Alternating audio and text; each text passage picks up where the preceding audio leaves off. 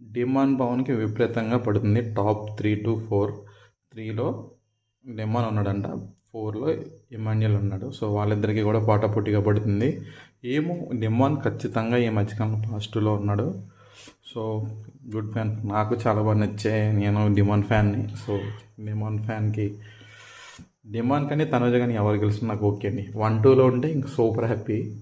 So చూద్దాం. So ఏంటంటే demand Pawan కూడా ఖచ్చితంగా 2కి వచ్చే ఛాన్స్ ఉంది. So vote for demon Pawan also. ఖచ్చితంగా డిమాండ్ పవన్ టాప్ 2 కానీ విన్నర్ అయినా okay. So please vote for demon Pawan also. ఖచ్చితంగా డిమాండ్ పవన్ రాక్ చేస్తున్నాడు. సూట్ కేసు అన్న ఇద్దాం డిమాండ్ పవన్కి. ఓకే, ఇమాన్యుయల్ అన్న కూడా బాగానే చేశాడు, కానీ I vote for demon Pavan only. Demon Pavan ఉండాలి, టాస్క్లు ఆడాడు, ఎంటర్టైన్ ఇస్తున్నాడు, సెంటిమెంట్ వాడుకోలేదు. That's demon Pavan I like. Thank you.